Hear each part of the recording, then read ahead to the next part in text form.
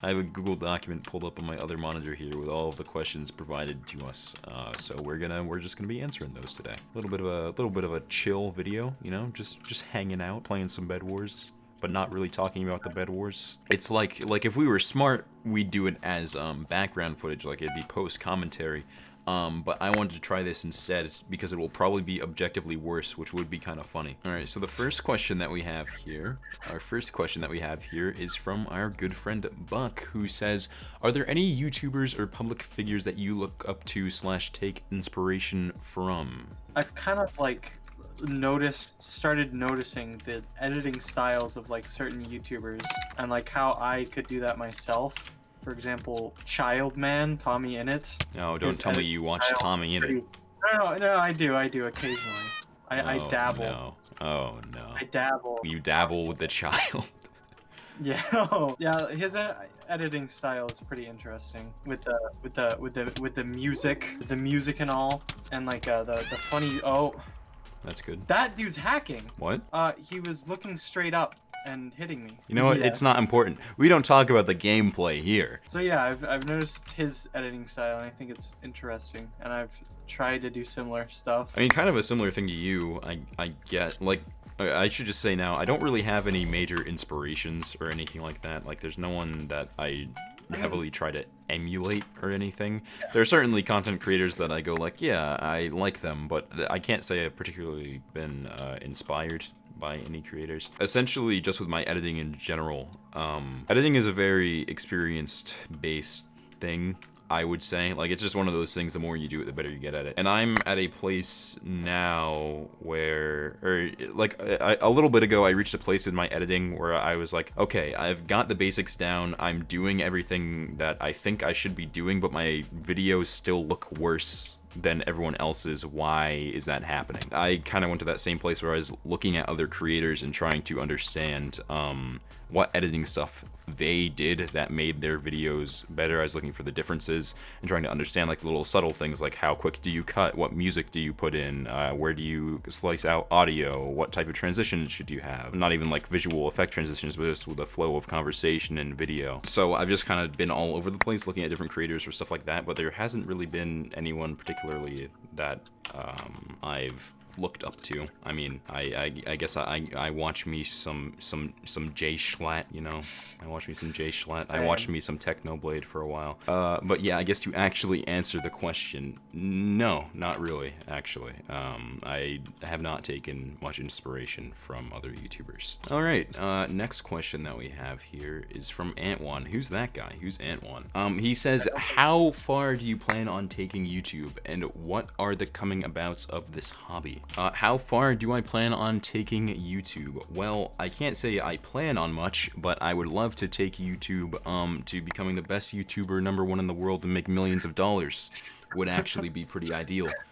Now, in terms of plans, I don't really know. Can't really plan too much with YouTube, to be honest. It's a tough thing, because I've always, if any of you have ever listened to the podcast, you know I've kind of talked extensively on this.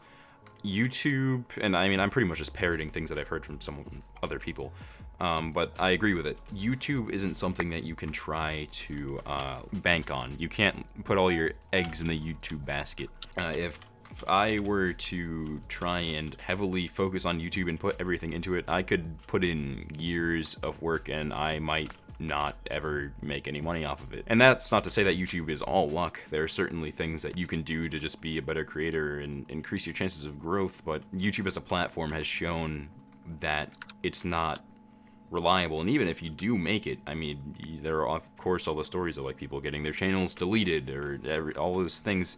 It's just not a very good thing to focus on, I guess.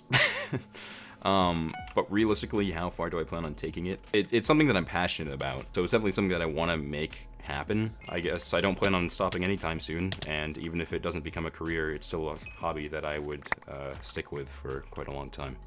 So my plans, I guess. I mean, I can't plan, just like Dre said. I mean, I'd like to get to a point where, I mean, I could do it as a job, but again, it's all luck-based. Oh. Oh no! Back! Back! Ah! Ah! Where'd he go? Where'd he go? Please, please, please, please, please, no! Oh my god. Yeah, well, yeah, you go ahead and respond to this. I'm just gonna submit that report really quick. Yeah. Before I was rudely interrupted, yeah. So I mean, I'm obviously gonna try to like enhance my skills and get better so that I can eventually try to make this a job. One of the hardest things is actually like sticking to something and like actually planning things out. Yeah. I mean, I'd like to have a channel that does well and I'm able to live off of. It's certainly a desirable job.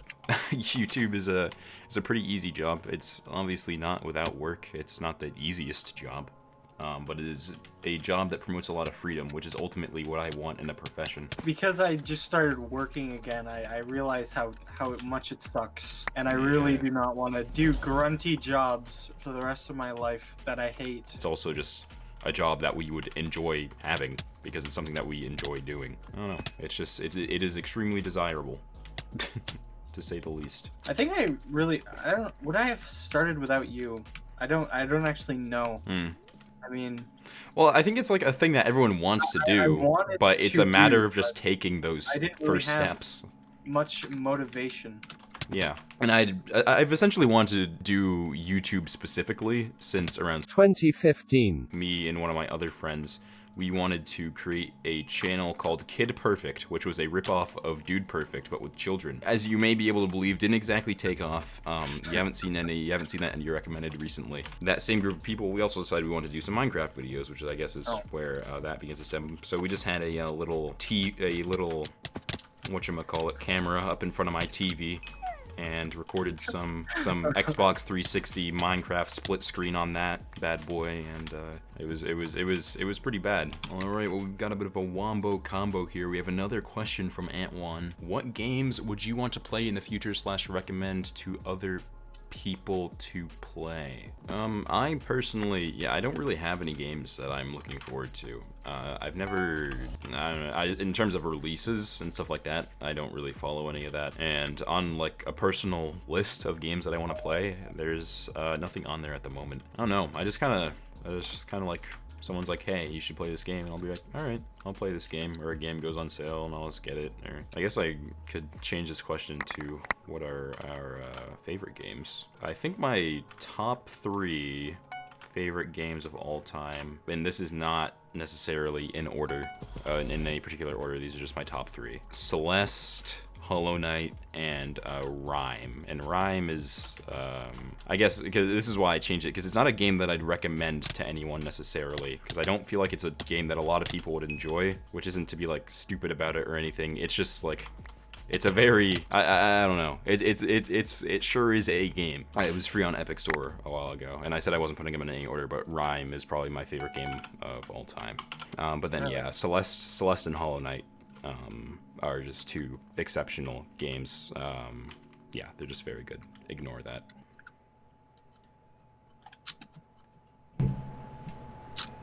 We are back, baby. A brief intermission. Sorry. Back, baby. We're back, and we're ready to game. So we have a question here from Dr. X, who says, if you could have one superpower, what would it be and why? Hate this question. Dude, that's such a hard question. What are yours? Because I can't even think of anything. The way I'd want to have it is I can teleport myself as well as others, so I could like teleport myself to like different countries illegally without having to pay. Right. Without having to take a plane, you know, I could like eat lunch on the Eiffel Tower and just do stuff that a person would never be able to do. Yeah, I don't know. The other one would be instant regeneration. Oh, here's an interesting one from Ant102 again. We have, do you have any tips on editing videos quickly? Now I'm curious what you would have to say about this one, Levi. Oh my goodness. What are your thoughts on that? I don't really think that I've edited a couple of videos.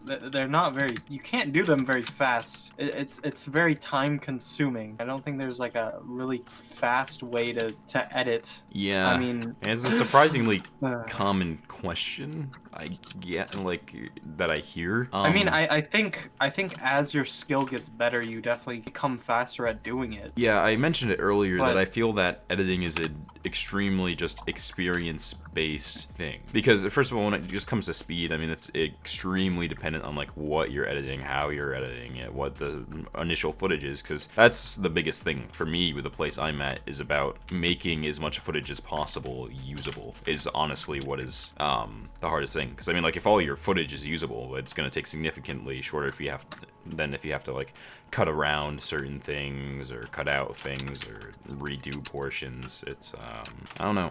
It's there's no real like magic way to just get faster at editing. I mean, I guess there are things that could affect it, like your editor. I use Adobe Premiere Pro. I think it's great. I know a lot of people use Sony Vegas. I've never touched it, so I can't say anything to it. Yeah, Sony Vegas isn't that bad. I take a oh, we're good at video games. I take a editing class and we have used Sony Vegas. It's pretty good. I think that Premiere Pro definitely has a lot better like features, but I think Sony Vegas is like easier for beginners to understand. I know one thing that I definitely have to get into pretty soon is After Effects, in terms of like speeding things up. Actually, using After Effects for a lot of the keyframing and stuff like that is supposedly a lot better. I don't know enough about the program, but it's something that I want to learn and figure out if it's something that it's worth doing, because I'm assuming that it is. I don't really know. I guess in terms of like my editing process, I guess is something I could mention. So again, as I said earlier, it's very dependent on what I'm making. Like for this video, which I already started editing during the intermission. That's crazy. Oh, what? Wait. Okay, we'll pretend that didn't occur. Let's say I'm editing a funny moments video. The way that goes, like Sticks with Guns. That's a video that I did. So in Sticks with Guns, we recorded just a very long session of stick fight. I think it was like 2.5 hours to 3 hours, something like that. Once I get it in the editor, I run through it one time all the way through, and during that time I just take the cut tool and I segment out clips that I think are pretty good. I think they're kind of humorous, and then once I have everything segmented, I go through again and I eliminate some of those clips. I'm like, all right, that one doesn't have enough funny, this one has some more funny. After you do that is when I go through and I get the effects, I get the zooms, which I didn't really have to do for Stick Fight because all characters are on the same screen or whatever, and it's just a pretty easy thing to edit. For that video, I subtitled the entire thing for the most part, which took a long time. So I went through, got all my clips together, and then I went through and subtitled the whole video, which I did with keyframing. I created a text box, and then you go through every single frame, you move that text box, and that is how it is animated to track the characters. I'd have the subtitles typed out already, and then I just go through and like keyframed for hours and hours because there wasn't really much else to do on that one. I mean, like a video like this is significantly easier to edit. I mean, I could go through how I edit every single different style of one of my videos, because I'm still trying to figure out what style I enjoy the most, or if I want to do multiple styles or whatever. But at the end of the day, it just really is, I can't believe you just said that. It really is just experience. No, I mean, it's just, the more you do it, the better you get at it. It's just like anything else, really. There's not much of a rhyme or reason to it. It's just, the more you do, the more you understand. I could sit here and explain it to you all day. You aren't gonna get it until you do it yourself. Going back to the editing class that I take, it's definitely changed my perspective on like how I look at TV and movies and YouTube videos as well. Absolutely. Like now I start to notice like 80% of the talking in movie is after everything is already filmed. Yeah. Like it's just people in a studio. I've also started to notice like when music starts playing and things, like usually I just let that go in like the background of my mind. But now I noticed how it like actually keeps people like keeps their attention, even if it's like super duper quiet music. Yeah, there are all sorts of little things that you notice when you get into, I guess, really any craft. Like, you start to appreciate it more. I kind of touched on it earlier when I reached that point where I was like, why isn't my content as good? Like, why isn't my editing as good as everyone else's? And I noticed those things like, oh, there's music. The music really helps. Like, I'd add music to my video and be like, oh, I can, like, genuinely feel myself being more engaged, even though all I did was add some background audio. Or this way of cutting out, like, 0.5 seconds of audio at the beginning of a clip just makes it sound a lot nicer. And I was like, that's weird. Why does that make such a huge difference? And so it's all those little things that you just kind of pick up as you work, because you can just see the improvement yourself as you're working. Like, you can just tell when your video is better than it was before, and to be able to see that growth is really cool. You're not gonna believe this. We have another question from Dr. X. What a zany guy. He says, what happened to podcast episode number 3?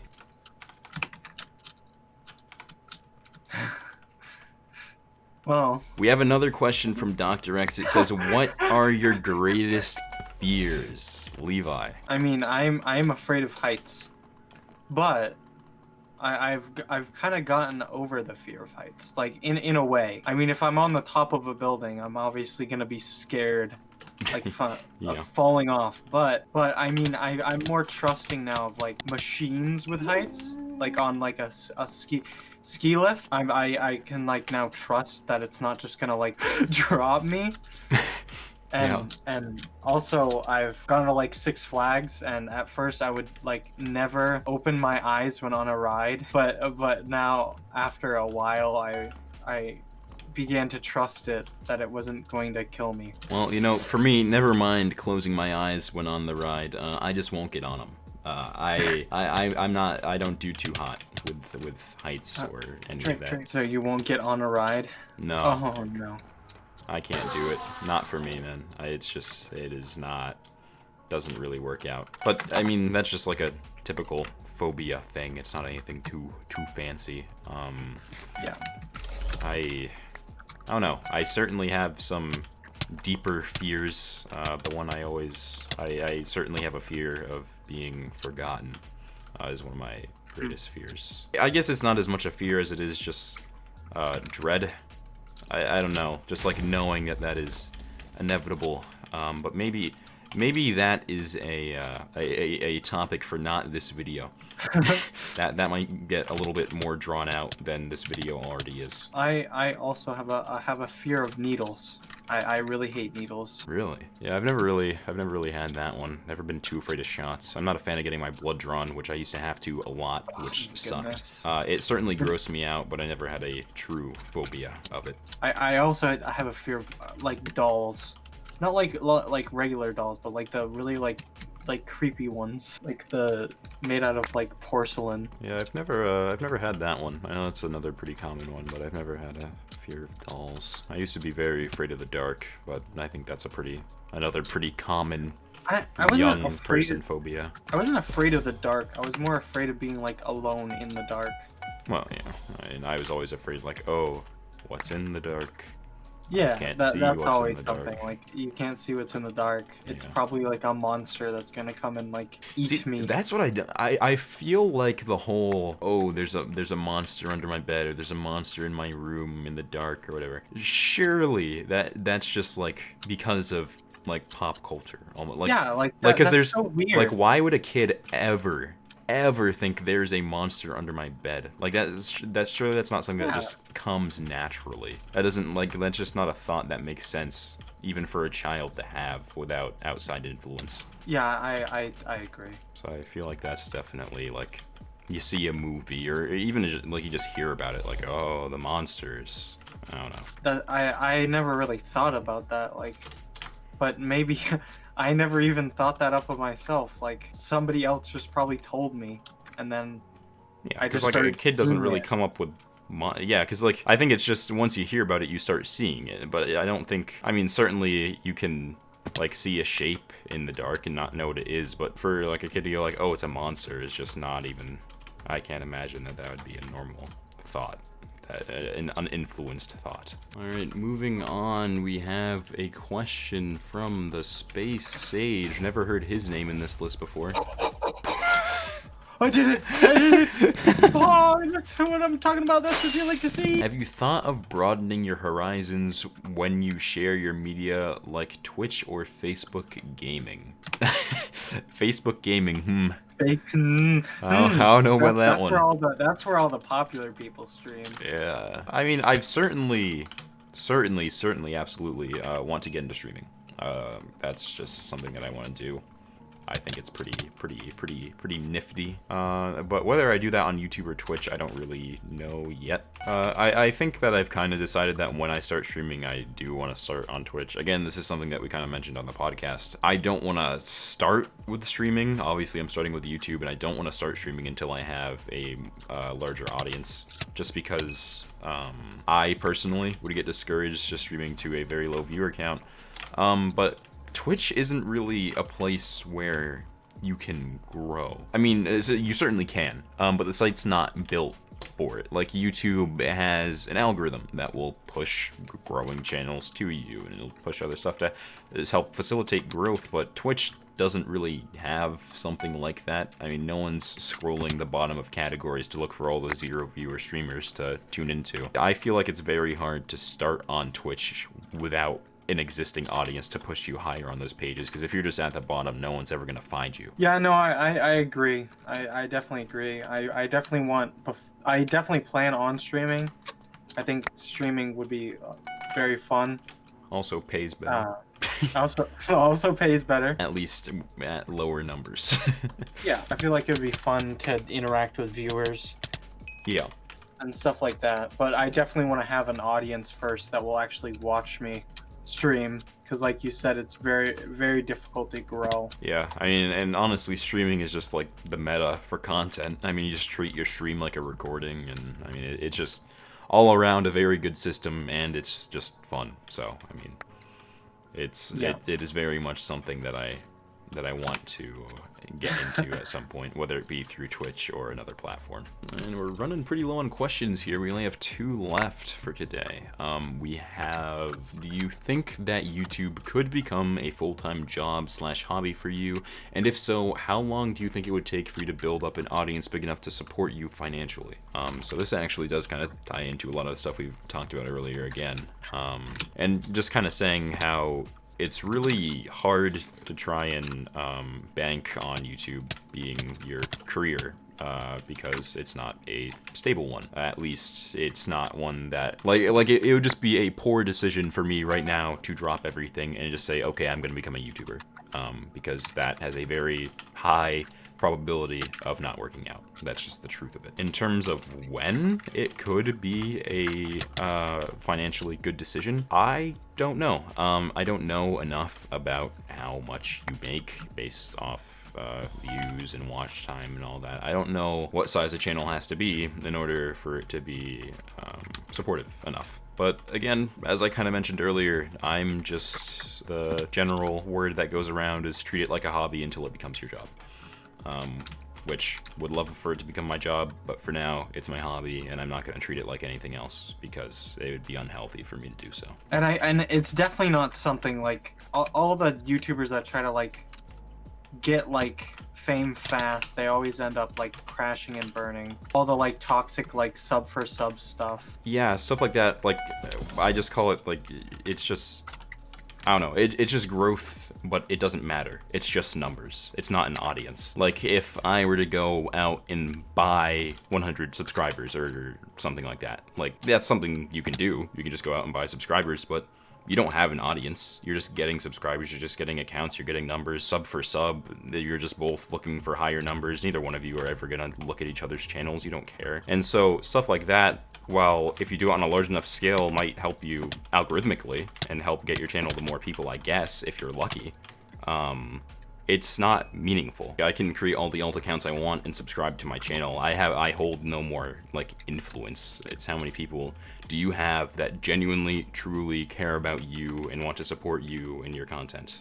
That's what it's truly measured in. Numbers aren't gonna, you can have a high as number as you want. If those don't actually equate to people who are willing to engage with your content, it's meaningless. Which is why I have a lot of problems with platforms like TikTok, because TikTok, I feel, especially given that it's aimed at children, these people are making like a TikTok and it gets like, they'll make 10 TikToks. A bunch of them will get like, oh, this one got 5 views, this one got 20, and then one gets 15K. And you get a bunch of followers, and you get all this stuff, and it's crazy, because that's just how TikTok works. It's algorithm, and it's just complete viral culture, whatever. But then you see someone gets 15,000 views on their TikTok, and then they post another, and they're right back down to 50.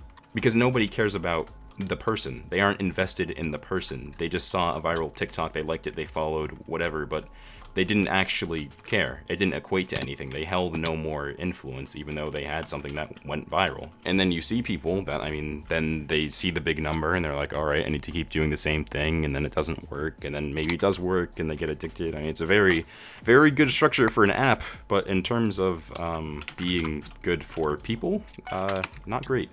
Yeah, no, and you look at everybody who follows you, and they have like thousands of followers. They follow thousands of people. They're just, like, we kind of saw this spamming. firsthand, because Cube Crew had a TikTok that was, it was not run by me, but it was, because I won't touch TikTok with a 10-foot pole. I'm a bit of a boomer. It was just clip re-uploads from some of my videos. And you'd see like a video, the first video we posted, I don't know, it got like over 1,000 views or something, and then it got a bunch of followers and stuff like that. And then you upload another one and gets 50, and then you upload another one and gets 2,000, and then you upload another one and gets 10. And you'd like check like, oh, well, I have all these followers, surely these people care about me, and they're following like 1,000 other people. It's like, okay, well, it doesn't matter then. These people don't care about me at all. I mean, yeah, it's just growth that doesn't matter. And you see the same thing like when some small streamer gets rated by a large streamer, and they might have like 100, like you get rated, you get 10,000 viewers on your stream, you check back a week later, they're back down to 20, because it doesn't matter. You didn't get anyone. And the reason why those TikToks actually like gained anything was because of tag spamming. Yeah, it was all like, algorithmic. Yeah, no, they it's just all tag spamming. The people that ran it, yeah, it was just you upload, you tag spam, and that's just what you do. That's what you do on TikTok. You try to go for the algorithm, and that's what everyone does. You get some stuff to go viral, some stuff completely flops, and at the end of the day, you're no better for it. You didn't gain any skills. You didn't make anything you're proud of. You didn't, I don't know. It's just, I really hate TikTok. I do. I don't think it's good. but I don't necessarily diss on people that use it, because sure, whatever, I don't care, you do you, but it's just not for me, is what I will say. It frustrates me. Well, we only have one more question left, but it's a pretty short one, so we will, wait, let's do an outro, Levi. Let's do an outro. Okay. Let's do an outro. Hey, you're still here. Thanks. If this is something that you guys seem to enjoy, and something that I enjoy making, which I have so far, it's pretty cool. Smash the subscribe button. No, that's not what I was gonna say, but you can do that too if you'd like. But no, if you want to see your stuff, your questions, topics, whatever, make it into another one of these videos in the future, you can leave it down in the comments, or if you're in the Discord server, you can just shoot them my way. I want to do more of these, because I think they're pretty cool. Send some stuff my way. Anyways, last question is from Sean the Iguana, who asked, have you ever considered becoming a VTuber? Konnichiwa.